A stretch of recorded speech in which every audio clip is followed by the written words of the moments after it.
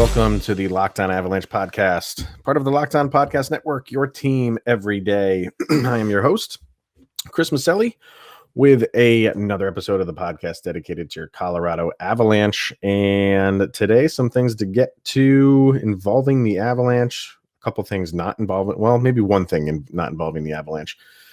But we will get to the naming of the new arena. Well, the same arena, just a new name, which seems to be taking on a life of its own with this new name. So we'll get to that. We'll talk about the postponement of the Winter Classic and the All-Star Weekend. One thing that I'm, sad to see, the other one not so much. And we will also get into the two prospects that everybody always likes to talk about are Bo Byram and Alex Newhook. And there was talk about maybe one or both of those guys coming up next season, in particular Byram. We'll talk about how the tide has kind of turned in who might come up to the Avalanche first in the roster, their NHL roster first. So we'll talk about that, and we will get to the Matt Nieto poll as well for his 2019-2020 season grade. But first things first, follow the show on social media outlets on Instagram, Locked On Avalanche, on Twitter, LOPN_Avalanche, which is also where you can vote for these season polls, which we are winding down. There's not that many left. So you can vote on those polls over on Twitter and send any questions, comments, concerns, opinions, anything you want to get off your chest, how the Avalanche have been doing in the offseason, what you expect from them next season. Send all that to lockedonavalanche@gmail.com. So I, like most people, woke up this morning to an announcement that the Pepsi Center was no longer going to be called the Pepsi Center. And I kind of forgot that it was on the last year of the naming rights. I remember hearing it last year at some point. I don't even remember where I heard it, that they were just going to extend it one more year to kind of negotiate more or something to that effect. And it kind of, maybe by that night, whenever I heard it, I forgot about it.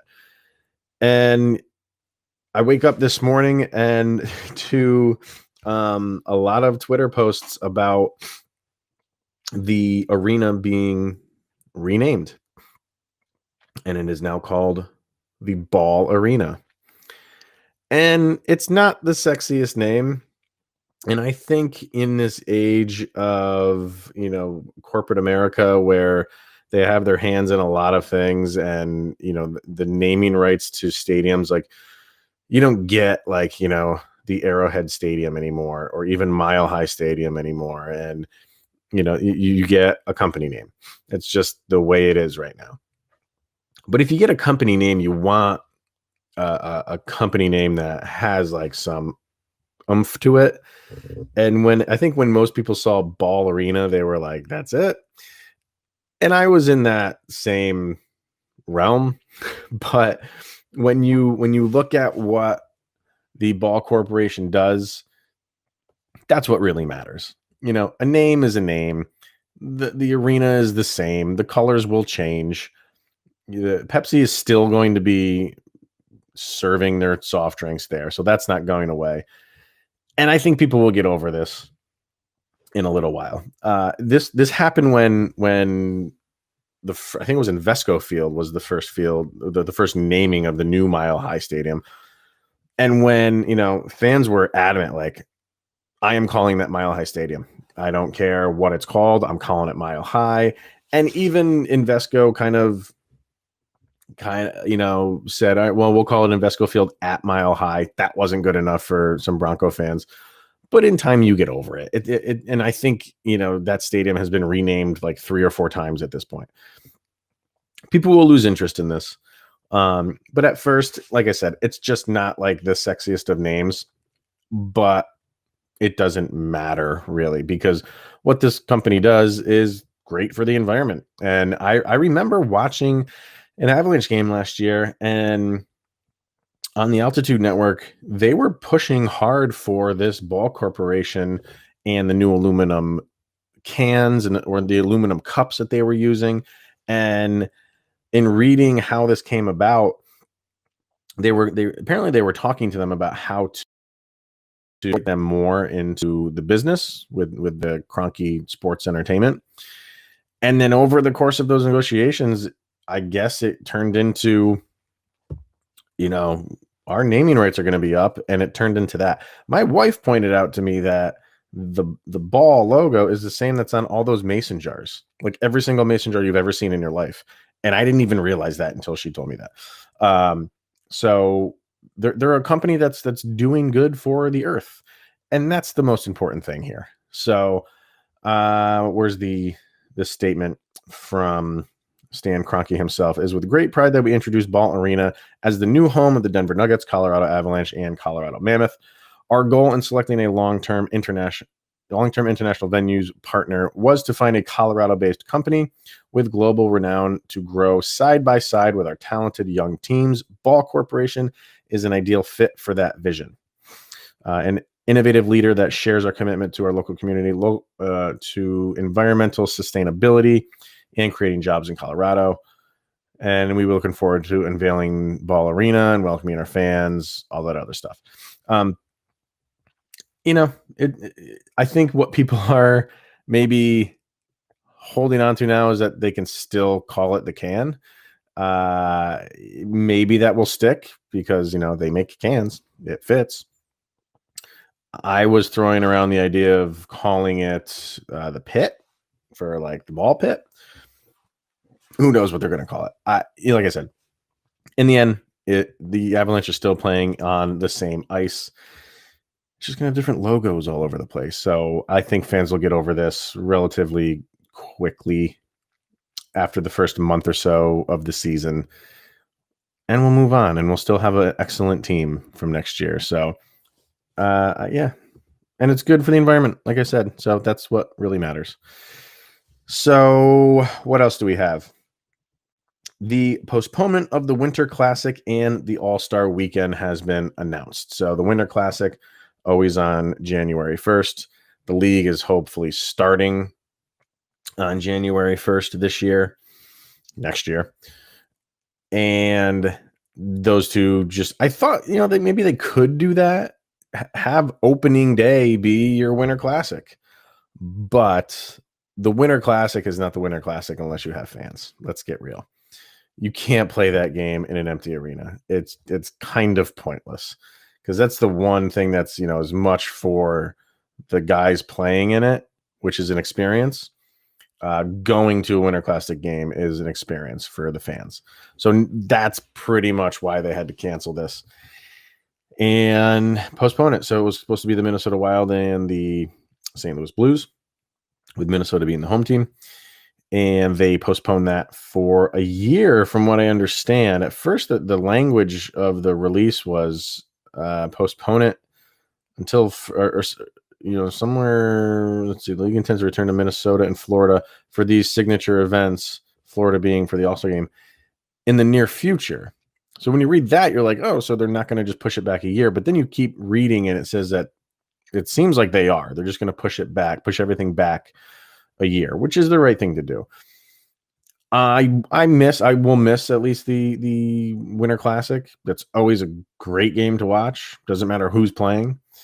And I will not miss the All-Star game whatsoever. I'm not a fan of All-Star games. I don't care the sport. They're boring to me. They're dull. I feel like they've worn out their welcome. When the NFL said they're not playing their Pro Bowl, I don't think anybody blinked an eye. That one normally doesn't really get too much play, but I don't know. I just think if you're there, it's probably different than watching on TV. So I could really care less that the All-Star game, I love the fact that the All-Star game is not going to be played. I would be fine with that year after year. But yeah, I think the Winter Classic, that's the first thing to fall. Hopefully that's the only thing.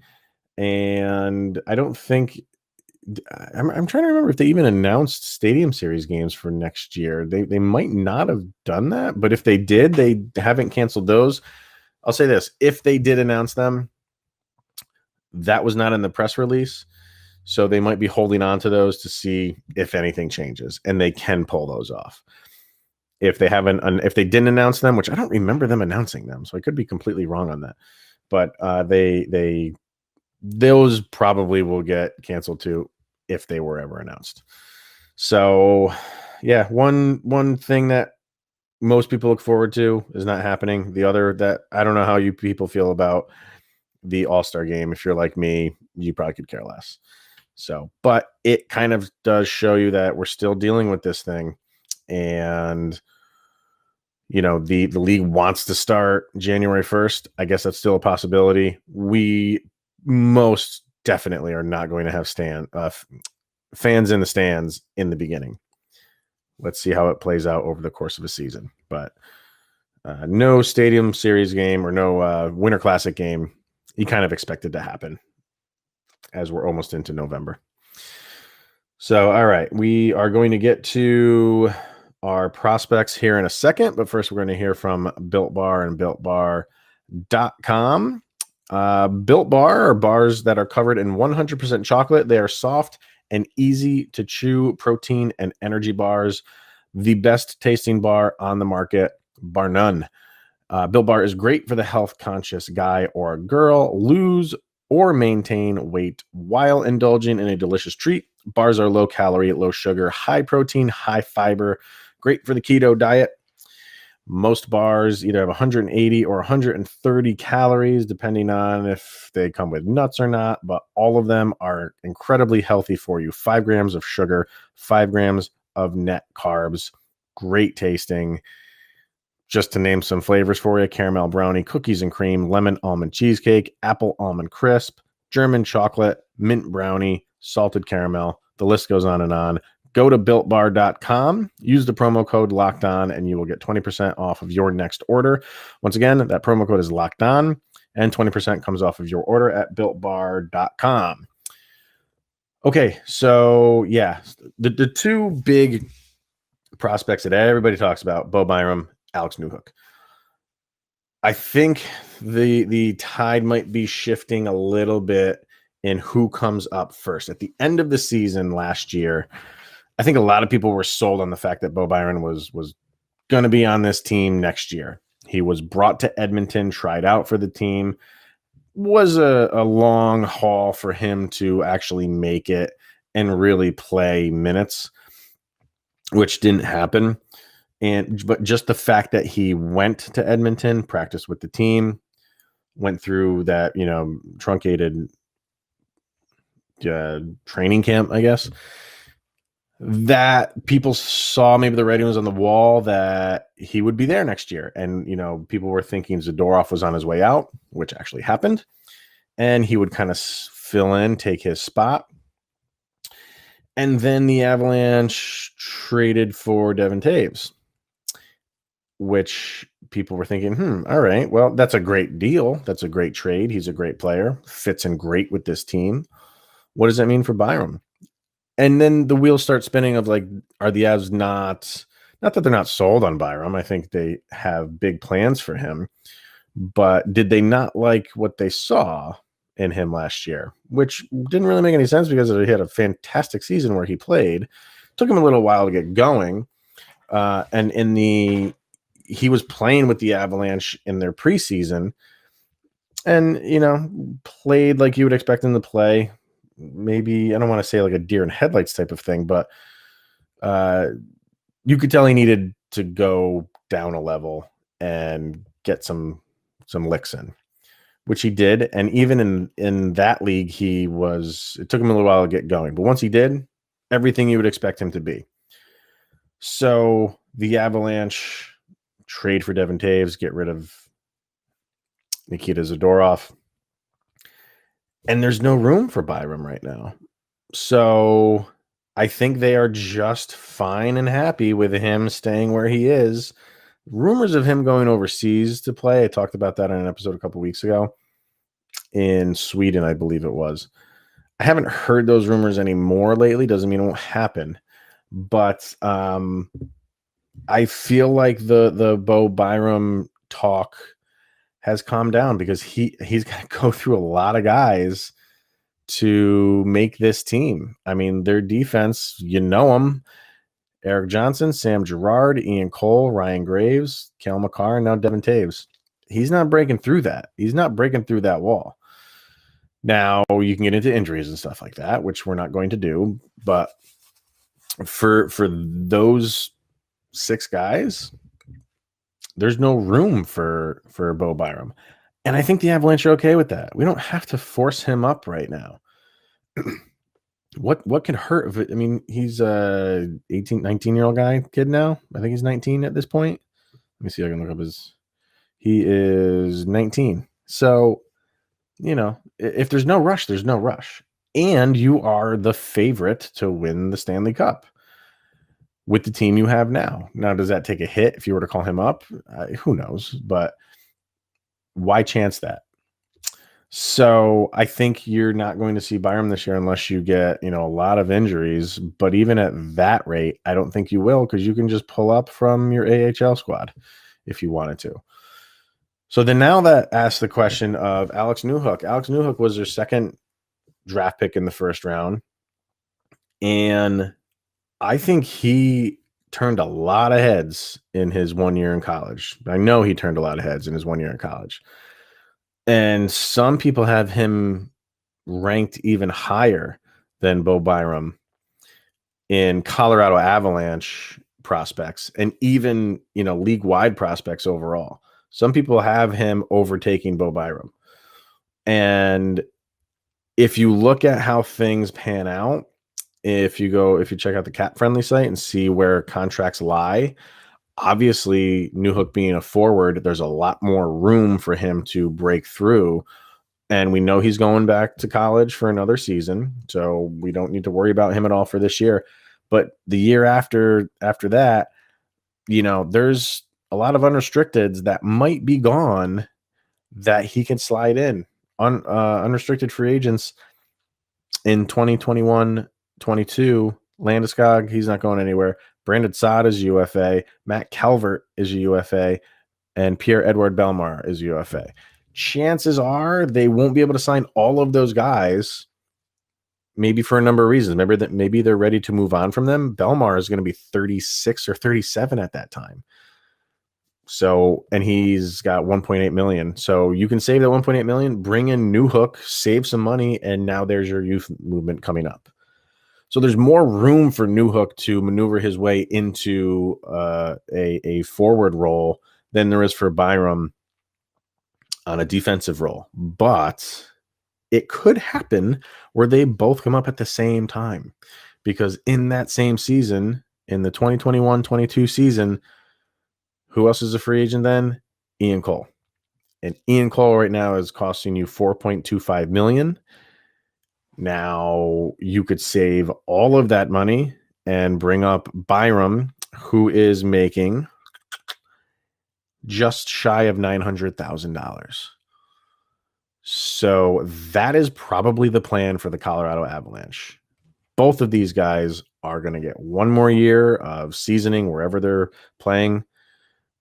And in 21-22 season, both of them find their way into this roster for a number of reasons, because the guys they're replacing are A, either getting a little bit older, or B, their cap number is pretty hefty. And I don't think Ian Cole would demand another $4.25 million in another 2 years, but he's not going to want to go down that much. So you're going to save a lot of money on both of those contracts. And then what happens the year after that? You get one more year of Nathan McKinnon at 6.3, and then you got to pay him. All of this stuff, all of these movements are with that in mind. Don't kid yourself. And let's not forget about Landeskog and Cale Makar. So things are set up nicely. They have not dished out a ton of money or really term contracts. I think that's the big thing, is they didn't send out a lot of term contracts where, you have guys locked up for 4, 5, 6 years, because then you're in a world of hurt trying to sign your big name guys. And they're not in that position right now. They're in a good position to sign those guys, get rid of some cap space. You'll have to say bye to guys who are, crowd favorites like Ian Cole, and I like Bellemare. But you're probably going to have to say goodbye to him after next season.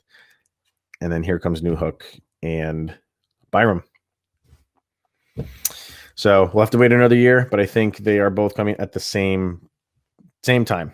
They're going to be up at the level at the same time. So there you go. All right, Matt Nieto and his poll. We have to bring up his Twitter. Let's bring up that Twitter poll that was finished kind of across the board for Matt Nieto, who is obviously no longer with the team. This was the first poll that we did for a guy that is no longer with the team. So, yeah, he got votes in every category. 2% gave him an A. 41% gave him a B. 52% gave him a C. And 5% gave him a D or F. So 52% wins out for Matt Nieto, and I think that's the accurate grade for him. Some of the comments on Twitter, Rebecca said she might have been the 2% that gave him an A. She said, "This guy always gets an A from me. He may not always score, but he leaves everything on the ice every single night.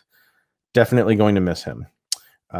Karen Sherritt says, "Whilst I thought he did a great job on the fourth line, there were times where he was a little too quiet for my liking, which is why the C."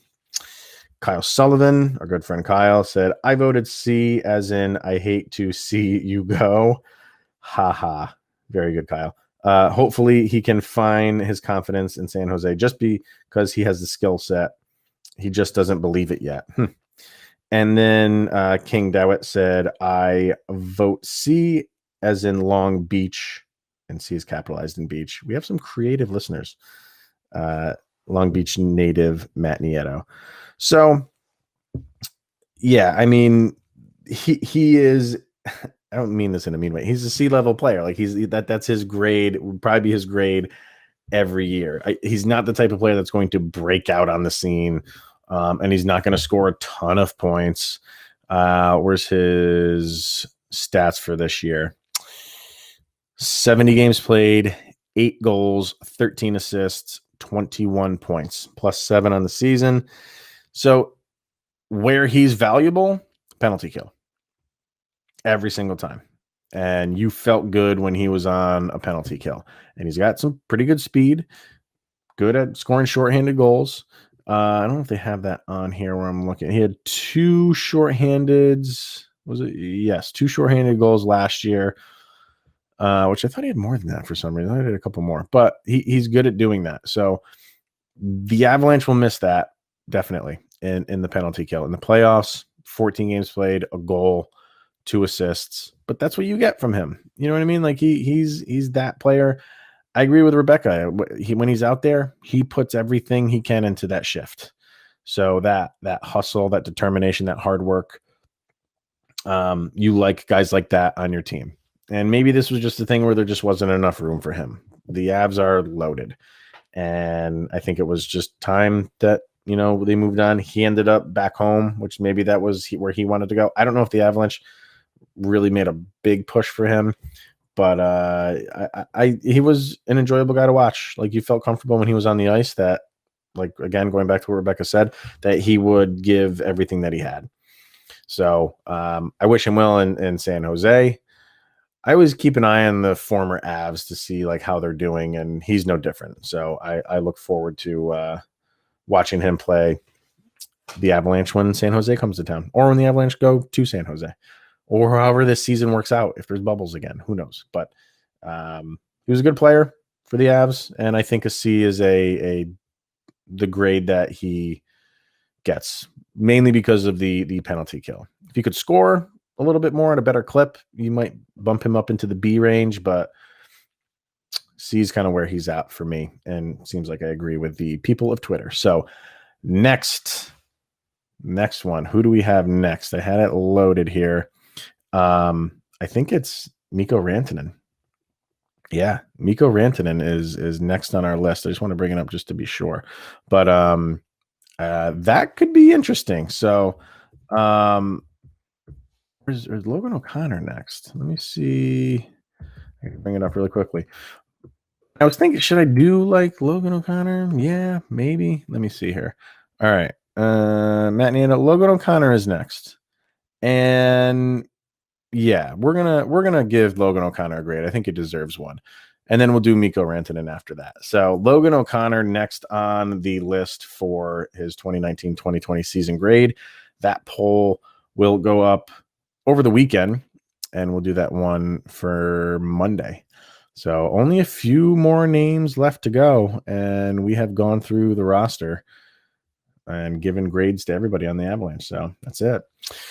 All right, everybody. So that is it for today. Definitely check out Locked On NHL for any news going on around the league, which is a little bit quiet right now, but that's fine. Arbitration is next week.